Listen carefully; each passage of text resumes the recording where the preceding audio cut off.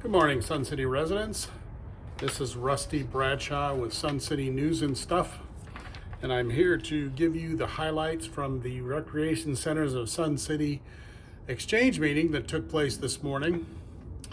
And the meeting started off with the Chris Nettesheim's monthly report on the Mountain View project.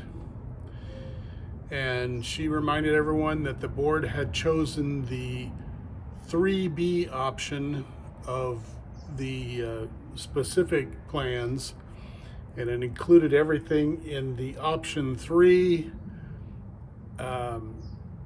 except that instead of renovating a couple of buildings, the mini golf building and the clubhouse, they're going to build from scratch.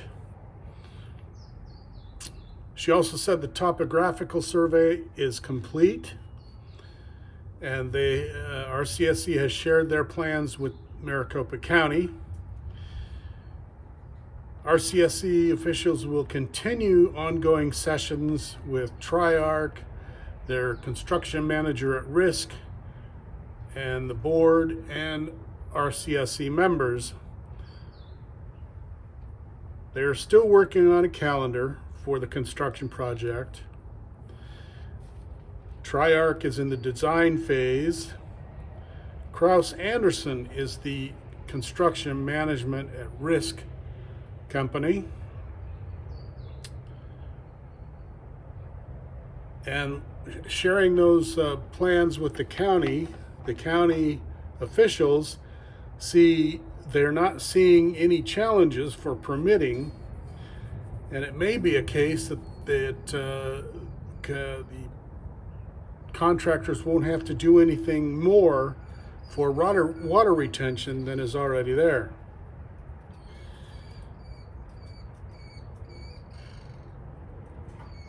Ms. Nettesheim also said that there were a lot of different groups talking to Triarch about how they can use the performance space. They're also talking to other groups that use or would like to use Mountain View. Not necessarily the performance space, but in other areas. And they are talking about all aspects of the project from toilets on up.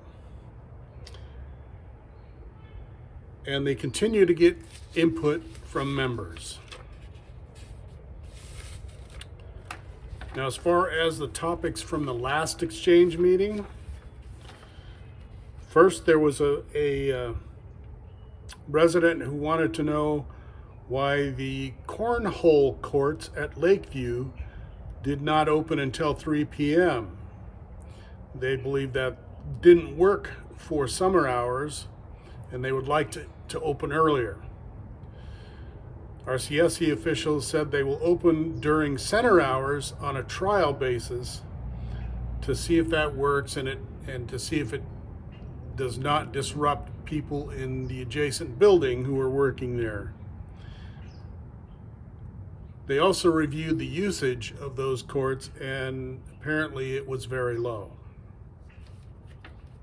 Another resident wanted to have polling places during the elections on RCSC properties. However, that presents some problems in terms of liability and financial and legal. That includes increased insurance and operational costs. RCSC has already experienced significant increases in insurance premiums in recent years, and adding new categories of risk would likely accelerate those increases for all members.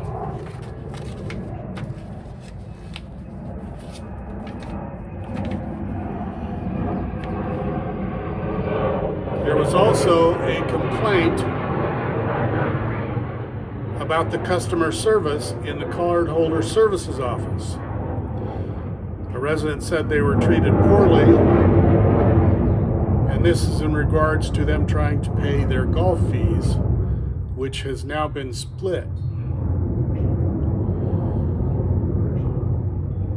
And RCSC officials are implementing a customer service program that will help address some of those customer service issues. And again, a resident asked about what thought has been put into where the clubs at Mountain View are going to go once that project starts. The clubs have the initiative to start some discussion on that, and management is assisting in looking for alternative sites. A resident talked about food in Viewpoint Lake for the trout that are there. And after RCSC officials consulted their lake ecology consultant, they found that the fish are doing quite well and they're not being fed. In fact, the lakes, all lakes in the area that this consultant looks at, those fish don't get fed either, and they're doing well. So there won't be any additional feeding of fish in the lake. They seem to be finding food on their own. And there was also a complaint that Bell's facilities aren't open until noon on Sundays,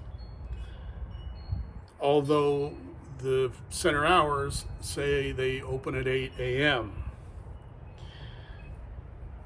And RCSC researched some additional signing to indicate that closure at noon on Sundays, and that has been implemented.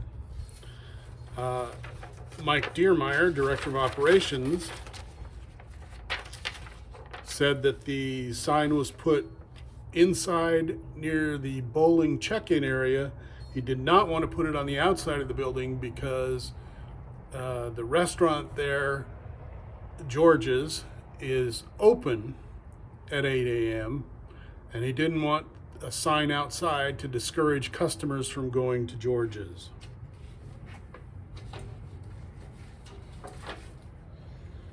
Okay, now on to residents' comments and concerns. A gentleman came to the podium in a wheelchair and talked about the difficulties of disabled persons getting into the pools, and he wanted to see a chairlift at every pool. Chris Nettesheim said the RCSC has applied for a grant to fund chairs at Bell, and we're talking in the walking pool and in the lap pool. And if they don't get the grant, there may be funds left over from the pool deck project to fund at least one chair at the Bell pool.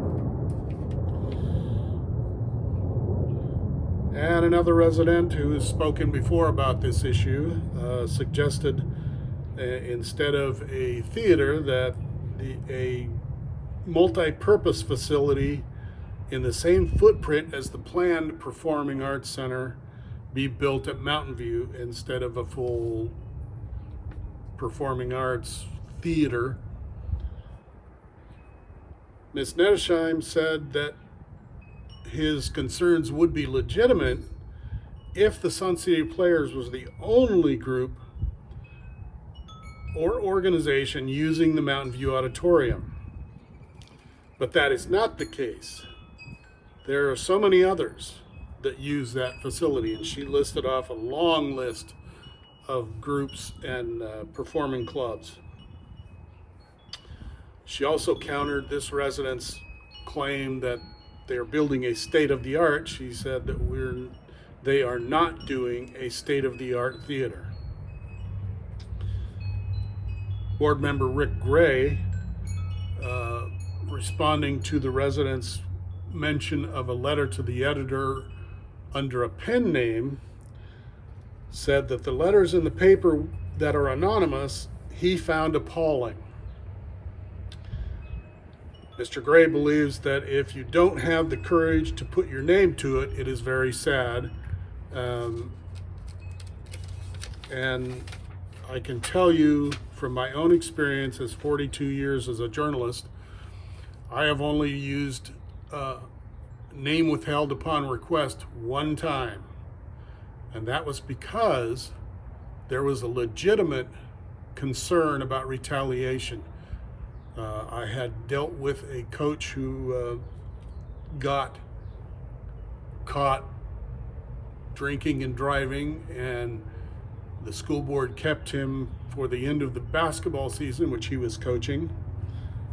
When that was reported in our paper in Oregon, he stopped talking to me and even started bad-mouthing me around town. So I knew that there was definite possibilities of retaliation from this person. And that was the only time in 42 years that I'd done that. Now, in my years at the Independent, which is the paper that Mr. Gray was talking about, there was always the letter writer's name attached until a month or a couple of months before I left the paper. And they changed the policy to allow pen names. I argued against that, but they did their own thing anyway. Another resident said that the Mountain View pool should have more tables and chairs because it's more of a social area. Ms. Nettesheim, she also mentioned that this resident mentioned that she'd hoped that the plan for the pool area would include some kind of aesthetics to make it look less, as she said, like a prison. Ms. Nettesheim said that decor would be part of the design. She said the Sun City Foundation has a 40 for 40 program celebrating 40 years of the foundation, in which they are asking each resident to donate $40 to the foundation, and that would help fund some of this artwork and decor at the pool. And she's also mentioned that with the Arizona winds, when the wind starts blowing, the umbrellas at those tables have to be closed, and they're looking for alternatives to the umbrellas. Mr. Deermeyer said that they got new furniture for Marionette and Bell pools, and they will send the existing furniture from Marionette and Bell down to be used at the Mountain View pool. So there's some additional tables and chairs. Another resident suggested the board put together a policy or program or something that would prevent any special interest group from delaying projects. And he was speaking specifically of the Mountain View project that's been delayed for 8 years. He said it's been longer than that. Another resident talked about Duffeeland Dog Park. The condition is looking bad, and there's really no maintenance, according to this resident, particularly to the trees. And this resident said that he has seen deterioration of the park, specifically in the last couple of years. Tom Foster, RCSC board president, said he was a little confused about the responsibilities of who is supposed to take care of what at the park. Mike Whiprud, director of facilities, said that RCSC crews go down to the park and clean once per month, and they have removed some trees and hoping others will come back. Mr. Foster suggested the properties committee go to the park and inspect it and come back with recommendations. Mr. Deermeyer also said that he would be meeting this week with the Duffeeland Dog Park Club so they can understand the responsibilities in the existing agreements or negotiate something different. Another resident was concerned about the $2.7 million that would be up for a second reading later this month for the North Golf Course. She claimed it was not on the PIF forecast and that there were no details on the project as in terms of what is going to be done for that $2.7 million. This resident also talked about the marquee sign replacement, which is also going to be on the next board meeting's agenda for a second reading. This resident claimed the project to replace the screens and other components in those signs at all the centers was left out of the 2026 budget. Board member Preston Keiss said that the marquee sign project has been on the PIF forecast for a couple of years. And as far as the North Golf Course, they're going to renovate bunkers, add 20 acres of desert landscape, and put TIF turf on the back 9 as it is on the front 9. And it was also stated that some of this work is done basically in response to the Arizona Department of Water Resources demand to do whatever it takes to cut down on water usage.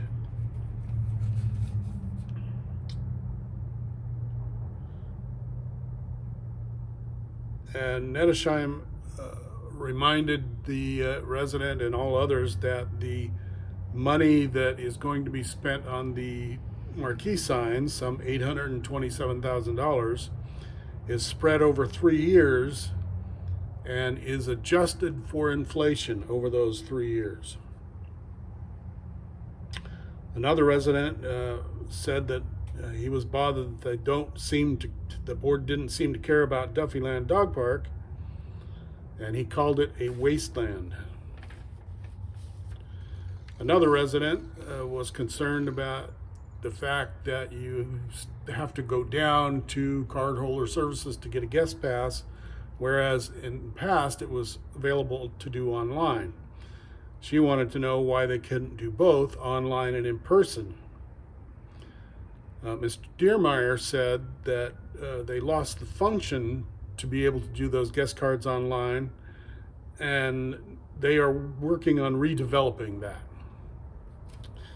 So those are the highlights from the exchange meeting today. The RCSC board will next meet 9 a.m. Thursday, March 26th in the auditorium at Sundial. So be there if you've got something to say. Thank you very much for watching.